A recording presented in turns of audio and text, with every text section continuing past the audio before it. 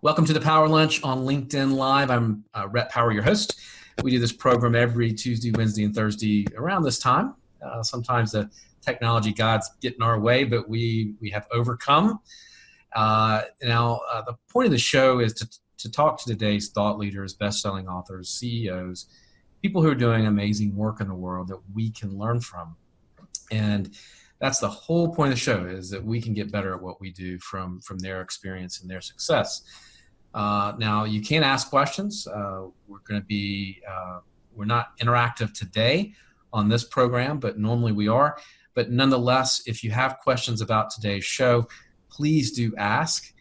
Please do write us. Please do send a message on LinkedIn or Facebook or Twitter or all the other platforms that we broadcast on.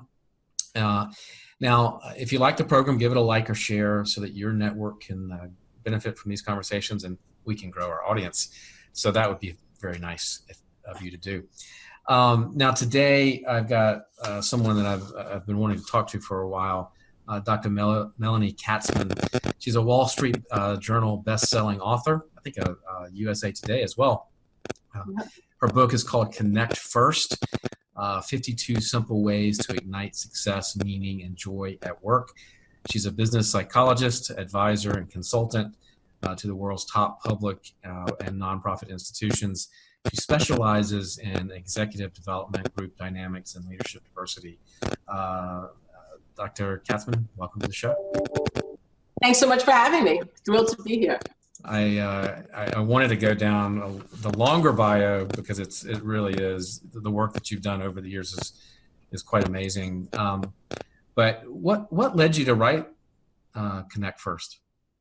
In a lot of ways, the bio that you read.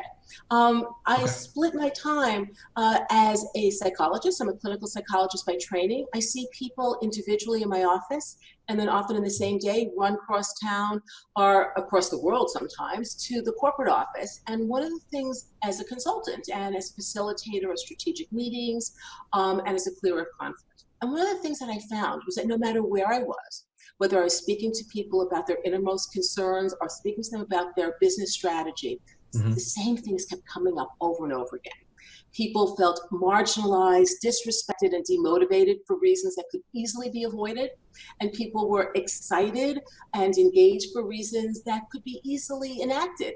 And in both instances, people seemed to need reminders or in some instances teaching about these small things. And so ultimately I said, it's me. I got to put this together. And the book is a byproduct of all of those things that everyone either knows they should do, but forgot, or really never paid attention and haven't done. So that's how it came to be. That's interesting. Why, I think we're probably the most interconnected, obviously, that we've ever been. But why do we, the technology today lets us communicate with people that we used to have to write letters to. And why at the same time do we feel so isolated and sort of unappreciated and disconnected? It's a great question, Rhett, because what happens is that technology allows us to interconnect, but not connect on that deep human level. And oftentimes what happens as a result of technology is either we're multitasking, we are not as present as we could be even with the people that we're with, or we're collecting likes and followers and we're not really forging deep relationships. And people will use a little smiley face at the end of a very complicated and difficult conversation and think that somehow the emotions have been cleared. I'm like, no. Emoticons are not the replacement for a conversation that really bonds people because they have worked through difficulties together. So we can't be fooled into thinking that just because I've got your name on my screen or I've sent you an email or I've kind of given a heart or a thumbs up, that it's all okay. It's great, but it's not really the deep kind of relationships that I'm talking about. I wish my teenagers were not in school right now and I could pull them in for you to tell them that. Believe me, I have conversations often with the teenagers, but you know what they say? We see what our parents, our teachers, our bosses are modeling. So even though we look at people who are younger and say, they only can speak in short sentences and they only speak when they're on a screen, the reality is that we've also lost the art of writing a letter, having a conversation, seeing the person in front of us. We can't just kind of ding one particular generation. Yeah, a thank you or a good morning is not the same via text or emoji or what have you, is it? Although I have to say, saying good morning on text is a great thing to do when you're working with people remotely, as many people are these days, and you know you're going to be in conversation all day long on email. Why not say good morning? We do that in our office. You know what? That's pretty clever. I mean, if you're, You know what else we do? We say good night. And I'll tell you why. Because one of the things it does is it activates the day. Good morning, let's center for a second, right? Hope you had a good night. Quick small talk. I mean, literally, hope you had a good night. This is not like, and how was your date, and how was the movie? It's, right. You know, we say good morning means we're getting ourselves organized for the day, and we're acknowledging that we are now a team. I'm here. And then at the end of the day, we say good night. And the reason for that is when you're not co-located, or you're working across time zones, people need to know that there's a boundary, that the day ends. And I'm very concerned about people having enough energy and energy being spent in the right places. So if you're wondering, like, we're all in the office, we can't see the remote worker, we're getting up to leave, they don't know that we're starting to gear down. So this is a way of saying, guess what? People are starting to pack up. You can end too. Or after this goodnight message, it's up to you if you want to reply to an email, but there's no more expectation that we're in conversation. I absolutely love that. And I think that's really relevant. I mean, if you look at the way the workforce is changing and that remote, you know, how everybody's remote, I think that makes a tremendous amount of sense. You know, it's a funny thing. On the one hand, I'm very much about having rich and fulfilling live and in-person relationships and not have them be, you know, interfered with by technology. But equally, technology can be a great asset for us. We just need to use the technology such that, you know, we are better able to establish relationships. Even what we're doing today, where we're using technology to be able to have a conversation and then using another form of technology to push that out and to engage with the audience. These are good things. I never want to think that technology is a negative, but like anything else, we just need to use it in the right ways. That I mean, we sort of hit around the edges of my next question, and so it was a good segue. But how has technology changed? And I know it's changing business, but how is it changing from a management or a leader perspective? The way you manage, the way you communicate with people, the way that you, I guess, lead teams now is different. But what, from your work, what are you seeing are some effective ways, or some good ways to use it, not to get dependent on it all the time, but how do you integrate it really into management these days? I mean, 20 years ago, 30 years ago, when I started in management, it wasn't, you know, it wasn't, we didn't really think about technology as a management tool or a way to use it for communication, but now it's integral. Yeah, and I think, you know, one of the things that technology has done is that it has created an expectation of speed. So as soon as it lands in somebody's inbox, they should be answering or actioning it. When people don't do that, then it also creates stress. So one of my favorite chapters, and it has become extremely popular as I've been out and about talking to people about Connect First, is got it. You know, there's two words that I think really reduce the anxiety that people experience, right? And that is got it. Because it lands in somebody's email box, and you can either look at it and go, all right, I can't answer until I have the correct response. So it kind of lingers there. Or you don't have time, or you're overwhelmed, but the person who sent it to you is left hanging. Are you going to respond? Do I matter? How do I manage my own time relative to the answer that I'm waiting on? So you don't even know you're a bottleneck. You don't realize that you've created all this anxiety. Our internal dialogue starts to spiral into all sorts of concerns. And it doesn't matter. Like, this happens if I am the boss giving it to somebody who is reporting to me, and on the other side of it, when you send something to your boss. So I say to everybody, one of the key management tools is say, got it. Did you receive it? Got it. And then if you can estimate when the answer is coming through, then say, got it, I'll have an answer for you by X date.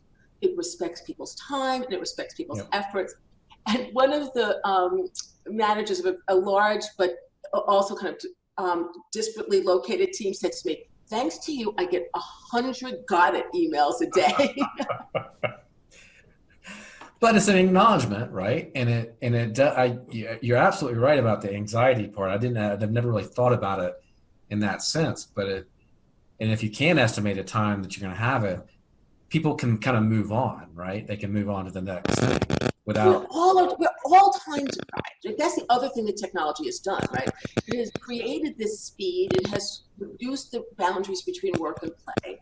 And so what happens is that everybody seems to be juggling their time, looking for when they have some minutes to this, some minutes to do that. So if I know that I can control my time, that sense of agency is also a very powerful motivational tool and very important for self-esteem. And it tells me you care enough about me and my time to give me the power to be able to manage what my to-do list is today. So it's really 2 words with such a huge impact. I've never thought about it in the sense, I mean, is there research on how that actually does affect self-esteem? I mean, that's interesting. Well, sure, think about it, because it's the act of, well, 2 aspects of it. One has to do with agency at work. So when you talk to people about things that make work valuable to them and how they feel valued, the ability to manage your time, to be able to say, I'm coming in at 9 today, but is it okay if I come in at 8 tomorrow? That chance to kind of affect your own experience at work is a very powerful indicator of happiness at work.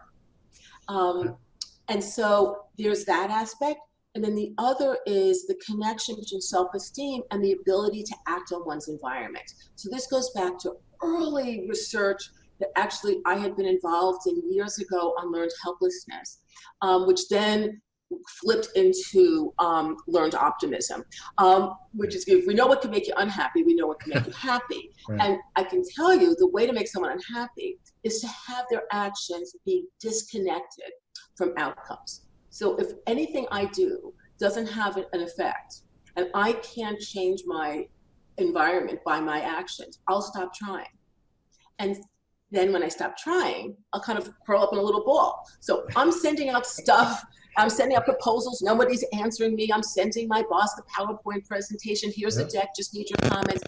And then I'm sitting at my desk for 4 hours, the nanny has to leave, I can't go home, I don't know what I'm doing. Guarantee you, I'm not happy. Right. Absolutely. No, that makes so much sense. And you know, as a manager or a leader, you understand that's a really important thing to understand, that down how that makes people feel under you. Yeah. So these are the kinds of things that I just find are so simple. They don't cost anything. They take such a short amount of time. And like this conversation, once you say it out loud, it's like, of course. Yeah, I could do that. Yeah. Simple but hard, right? Simple but hard to do, or hard to get in the habit of doing it, I think. What are some strategies? I want to get into talking about retaining talent before we get into some of the individual things that you can do. What are some strategies leaders and managers can use to retain talent? Well, I think we're already starting to touch on it. And that has to do with really seeing the people that are around you. And it's not just the people who are influential or who are influential now. I think we fall into a trap of walking and talking to the people that we know, going for information to the people that we think have it, but don't really widen our aperture to see who's around us. I think one of the aspects of retention is to demonstrate value and respect by seeing people at all levels, learning their name, learning a little bit about what it is that excites them and how they want to contribute, and giving people an opportunity to really flex their style in a way that makes them feel like active contributors and also stimulated by their unique differences, whatever that might be. Right. So I think that's one of the key aspects. That we build a team based on individuals. We all have to work together, but let's recognize that people want to be seen and understood for what they cherish. I was talking to the CEO a couple of weeks ago, and one of his ways that he does that is he's got about 200 people in his company, and he makes it a point every year to go to lunch or go for a walk. He walks at lunch or sits in a park, and he makes it a point to do that with every employee throughout the year. Right. And it's just something, it's an expectation he sets with all of his management and all of his, he said, you know what? I actually tell people to schedule that, like to be sure you have it in your calendar. Yep. And the other thing that is a really great motivator is every day, as you start your day, say thank you to 2 people that work for you. So you're waiting for your car, you're waiting for your coffee, you're waiting for the elevator, just send a surprise thank you. Because there's always something to be appreciative of, and particularly if you're the boss, it really has a huge impact on the individual who's receiving it. Just go, thanks so much for whatever it was. That was a great point you made yesterday. Okay, I feel good. I stand up taller. I feel better about myself. And we all like people who like us. So when somebody's praising us, we are more akin to attach ourselves to them. And it's a way of forming loyalty. How do we as employees, on the same side of things, in the same way, how do we get that joy back? I talk to so many people when I go out and speak and when I do my coaching, and I'll do 360 evaluations, and it always leads to these interesting conversations, and people are unhappy. Yeah. Right. And how do you get that back as an employee? How do you find that joy in your work? Well, the first thing is, you find it yourself. I mean, we're talking about management, what management can do. But I think if we look to our managers or to our coworkers to give it to us, we might be waiting for a very long time. And so, my belief, and also the research backs this up, is that joy and meaning is created in those moments between people. And so when we set out with big mission statements and saying, okay, what's everyone's passion? What's the mission of this company? Those can often be grand and unobtainable versus just saying, all right, we're going to break at 3:15 for 10 minutes and all just have a cup of tea. Or we're going to do an office pop-up once a month and everybody brings their grandmother's best recipe as they have been able to reinvent it in a vegan, vegetarian time. And we provide role clarity, right? So that's something that gets so stressful. Like, do I know what is expected of me? Because if we work together and achieve something and all recognize what we've done, it is a form of joy. Look at sports teams. I mean, one of the greatest expressions of joy is when a team wins and they're all just thrilled and elated. They've worked together towards a common goal. Everybody has contributed. And it's sheer joy. So I think there's also just the basics of what do I need to do? What do you need to do? How do we respect it? And then stopping, say, we did it. Like I have looked at and worked with people who are in sanitation who feel joy in their work because they stop at the end of the block and look at how clean it is now. Like literally we just stop 30 seconds. What did we contribute to this neighborhood? It was a mess. We cleared the garbage. Everyone's going to go to work and school today, feeling better and healthier because of what we did. Right? Red light, sanitation truck is stopped at the corner. Sanitation workers stop and look at what they just did. Oh, that's pretty good. Okay. And I've worked with doctors who feel joyless and they're saving lives. And they're just racing from one case to the other and trying to get their notes in and deal with angry insurance companies or disgruntled patients, and they feel absolutely exhausted. So I don't think that the creation of joy is dependent on the job you have or the education you have or the money you make. It's about those moments.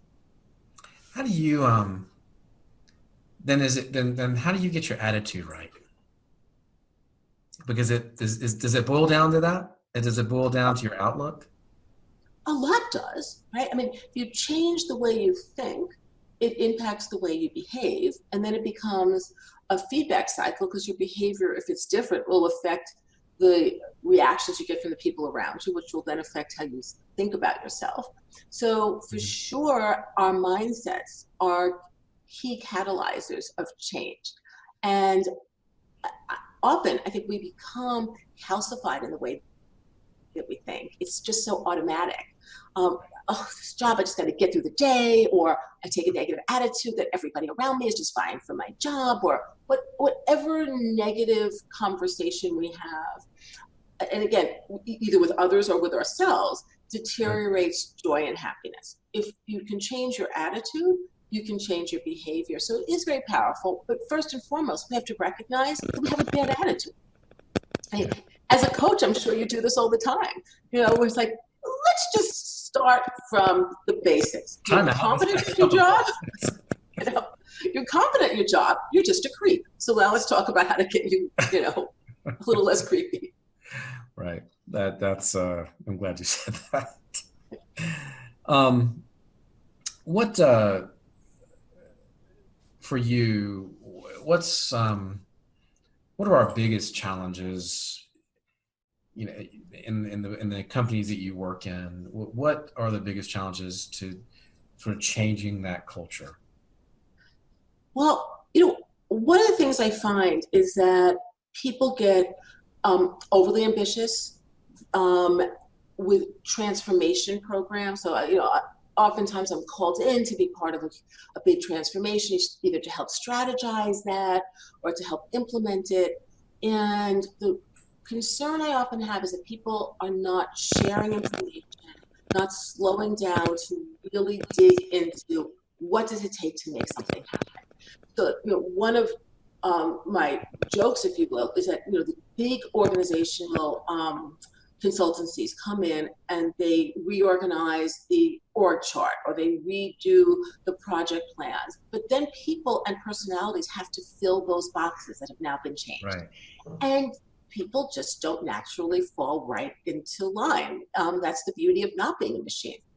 And so I find that one of the challenges is to say, okay, if you feel it, they feel it.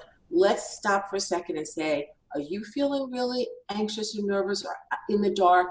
Let's just assume that if you're feeling it, the people around you are as well. So is this a time to share information, to get information, to perhaps give voice to the concern of we don't know what the future is going to be like. We are downsizing, it's true, but here's what we're also going to do to equip people to succeed. So being able to actually recognize what's going on, take the time to label it, and actually spend some time with the individuals who are executing against plans. Because once you've done the plan, you're not done. You're just starting. And that's just a big problem. Right. Yeah. No, I know exactly what you're saying there. What are some of your super moves? I just kind of hinted at it. And that is what I call the emotional mirror. Like I hold up the emotional mirror for people. And I'm like, let's use you and how you are reacting as one of your key indicators of how other people may be reacting. Mm-hmm. We get caught, and again, this is perhaps my psychological training coming in and my experience with people sharing what's going on inside that they don't often share with others. And so, you know, and as a coach going in, I find people are telling me all sorts of things. I'm like, did you tell that to the person next to you? Did you share that with the person you're managing? Like, no, that's a good idea. I'm like, okay. Like, why do people tell me stuff? Because I ask, because I listen, which seems to be pretty basic, but people forget. And then also test that I'm really excited about this new initiative. And here's why. I wonder if other people feel that way. Let me share that. Check it out. They are great. Can we then have an additive expression of our energy because we are motivated from some place inside that matters. So one of my super moves is really that. Slow down, feel the room, feel the energy, feel how you are experiencing things, and then do a verbal check. Anybody else feeling X? Walking into this highly controversial meeting, it's really tense, and I'm going to lead it. Hey, anybody else feeling nervous today? Anybody else worried about the outcome? Yeah. It's not hard, but it's a decision to share some vulnerability and to even know what I'm feeling vulnerable about. So which means I'm going to actually stop and listen to myself and then do a check with others. Yeah, and that helps you connect with those others in the room, right? And that's ultimately what it's about. And then it's the build on that, because I didn't just write the book for please and thank you, so that would be nice. I ultimately actually see it as a manual for company and social change, that if people can get through the difficult conversations, if they can have conflict and recover, to be less afraid of the future and less afraid of diverse voices, then we can all really innovate and advance. But you can't do that if you don't establish the basics. So that's why the book is organized in such a way that you start with the basics, you build on that, and then the book ends on a dream. And before that, it's about working across generations and really being able to bring people from your community in and to think together and to be able to create a hosting situation for those conversations that are based on the attention to all these details that we're talking about. Yeah, that's what I got from the book. To me, was that when you're building those connections and when you're building those relationships, it puts you in a place where you actually can have those tough conversations that you have to have sometimes, or those tough meetings, or those things that are often, I mean, I know from just working for years and years, tough conversations often get pushed aside, right? Yeah. People avoid them. And I think they avoid them because there's not as much trust as there needs to be built up between the two people or the group or whatever it is. Also, I think that we end up thinking we can't do them, right? Like people will think, like, I'll be called in as a coach to have the tough conversation, to facilitate it, because people don't trust themselves to be able to do it well. So I don't trust you or think you trust me, and I don't trust me either, because I don't know what I'll do if you challenge a core belief of mine. Right. If you get upset, I don't know what I'm going to do. What am I going to do? You'll probably survive, but you know. Right. That's fascinating. What are your if you had to sort of give people a snapshot of some of your key takeaways, things that you really think are the key takeaways for the book, what would they be? Well, thanks for asking. I mean, one of the ones is it's up to you. We all have the power to change ourselves for the better and to impact the lives of others for the better. It doesn't matter where you sit. You could be the receptionist, the person in the cubicle that just started out of university, or you're in the corner office, or you're the budding entrepreneur. The things that really make a difference for you and for others don't cost a lot of money, don't take a lot of time. It does require that you be intentional, but don't make excuses. Take things into your own hands. We all can make a difference. And that's really one of the key takeaways. And the other is that big change happens from small details. So yes, split the small stuff sometimes. You know, it matters, and it builds. And if you take the chance to engage with some of these ideas, you will feel differently and see the difference. Yeah, I really believe that. I think that that's the key to me, the key to the success, right? I mean, whether you're talking about in small business or big business, if you do the fundamentals right, and to me, what your book was too is these are some fundamentals. Right? This is the fundamentals on how to treat people, how to create an environment where people want to be, right? Yep. And the fundamentals for a conversation, you know, I mean, I go into even, you know, how do you facilitate a meeting, small or large? How many times do people spend tons of money bringing everybody together? They have, you know, had a huge carbon imprint and spend tons of money, tons of people's time, and then don't actually look at the content or the choreography of what's going to happen in those days together, right? So it's the fundamentals of every day, also fundamentals of when you have those special days where you bring people together, the fundamentals of when you open your doors and say, okay, community, come on in, let's have a conversation. Let's not be at odds, you know, as we start mining or building in this area. Let's talk to the people who are likely protesting against it. Yeah. Let me understand. So these are fundamentals, but they're fundamentals at different points in the, the corporate continuum, if you will. Right. What habits have helped you, sort of your daily habits, that have helped you be successful? Well, I'm really organized. And like some people would say, I'm a little compulsive. I'll take it. Yeah, that's all right. I see time, and I help other people see time. And what I mean by that is I really look at what needs to happen when, in a day, in a week, and think about what are pockets of oxygen for me. So I exercise, I have time with friends, I try to set clear boundaries around the times that I work a lot, and I work internationally and I travel a lot. So my days are long, and oftentimes I'm going for great expanses, but I know where the breaks are, and I know where the deadlines are. So having a sense of when I'm speeding up or when I can slow down is helpful for me, and I communicate that to other people. And I think that makes a huge difference. So that ideally people will know, I may be a little terse today, but I'm really running back to back. Or I can look at myself and say, here's how it interconnects.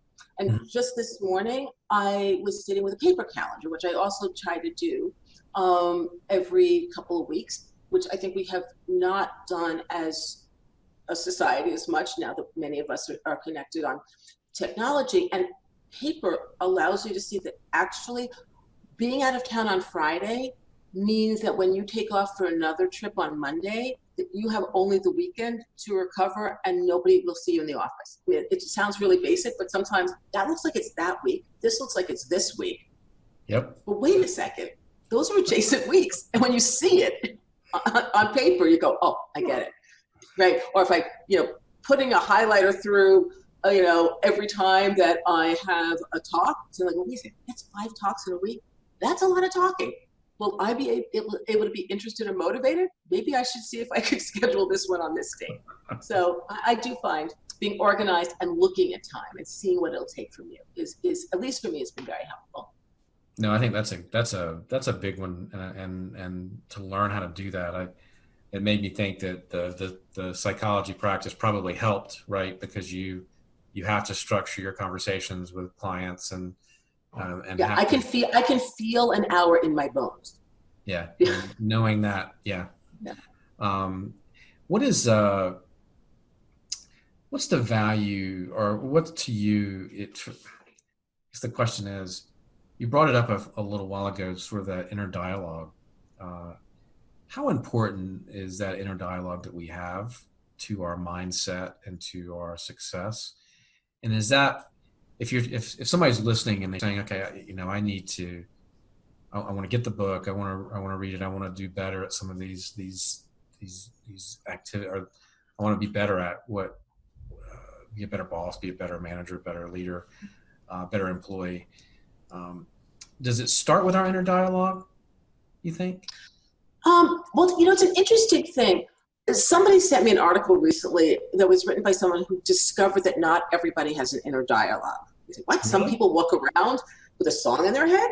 And it's like, wow, okay, that's really interesting. But I think we all I believe we all have some form of inner dialogue, and the volume may be up or down, and the kindness level may be up or down. But there is this inner dialogue, and oftentimes what happens is we have a conversation with ourselves. We believe our hypothesis, and then look at the world in a way that is focused on collecting data to confirm our own hypothesis. That's most unfortunate, because oftentimes we make the wrong assessment, we don't get the right data, and we don't check it out with other people. So being able to recognize that you have this inner dialogue, starting to voice some of the questions before they spiral into really negative, self-abusive conversations is also key. So I do think the inner dialogue is important. Recognize we're having it, test some of your hypotheses, realize that feelings aren't facts. And so even though I am a psychologist and I care a lot about feelings and want people to voice them, I also realize we got to get stuff done. Right? You're coming to work to get something done, and your feelings are not necessarily the only determinant. We want to harness the feelings, use them as our power tool, but also recognize we're here in the service of an outcome. And so let me test with others whether what I'm feeling is based on appropriate information. So I do think the inner child. Feelings aren't facts. Yeah. That's great. What is the best advice you've ever gotten? I've gotten so much good advice. Well, this is going to sound maybe pretty obvious, but you don't always have to be right. Yeah. Obviously, as a friend and family member, I want to be right. And as someone who's paid to give an opinion, I really want to be right. But bad things happen if you are overly committed to being right. And it's really uncomfortable, at least for me. I love to be right. So just remembering that, that's not as necessary as it sounds to be always accurate. There's many different perspectives. Yeah, and it's how you react when you're right or wrong, right? I mean, even if you're right, you don't have to make a big deal of that. Right. I mean, you don't have to have your backup, and I think it's kind of that physical manifestation of like, oh, I'm getting aggressive. It's like my cortisol levels are pumping, my adrenaline is going. I'm like, okay, I'm preparing for battle. What if, in the face of adversity or conflict or recognizing you're wrong, you leaned back, right? Just like, okay, like physically opening my heart, breathing, and saying, bring it on, okay? There's consequences, I screwed up, let's just deal with it. Yeah. Is, speaking of that, that's just out of curiosity, do you think social media creates some of that anxiety and some of that I don't want to call it angst, but I mean, we just seem to be more willing for an argument these days somehow. I think it goes, there's two extremes going on. Like, one is this idealized life where everything is beautiful and perfect, and people are hiring photographers to document how happy they are after their breakup or after their demotion. So you have this false, group of avatars that are living this beautiful life that creates anxiety because of my own imperfection relative to these fabulous models. So on the one hand, there's this kind of over-glorification, and then, engagement around argument, right? And people, again, move so fast that they're sometimes actually agreeing. I suddenly read these Twitter trains. I'm like, wait, did anybody actually stop to read it? And it's not even long. But people are quick to jump in and have an opinion, and sometimes being controversial is what gets you attention. So there is a pressure to be, taking the opposite side, and to see if you can, create a platform, and that's rewarded for being that way. Yeah. I guess it's the world we live in, right? Yeah. Well, thank you so much for your time today. And I want, where can people get the book? I know probably Amazon and other places. Amazon, Barnes & Noble, IndieBound, anywhere that they're selling books, they're selling Connect First. And so it's available in hardback and Audible and ebooks. And I love to hear from people and have them follow me. Everything on my platforms is at Melanie Katzman. So follow me on Twitter, Facebook, LinkedIn. I love the conversation. And you're a speaker. You can come out. What do you speak about when you go out to? Well, it's interesting. I speak to organizations large and small about the book, obviously, and Connect First, and then hold workshops for people on how to really make this happen, featuring particular skills that the management may have identified as being important. But I also speak very broadly I speak on a number of different topics. Having been a woman who's worked with female leaders for 30 years, I'm often called in to help with diversity program and female leadership. I do a lot of work also with groups that don't look like they should get along. but we figure out a way to make that happen. And being able to either form a group that's going to help you achieve what you need to, or have the group that you're working with achieve what they hope to, is also an area of expertise. And I have a lot of fun talking to people about just kind of how to increase the power of the individual by the groups that you work with. Fantastic. And we'll put a link on the website on the show notes and on the program and on LinkedIn and on the other platforms, so that people can find you very easily. And thank you for spending some time with us today out there. If you have questions, make sure to ask, and we'll get to them.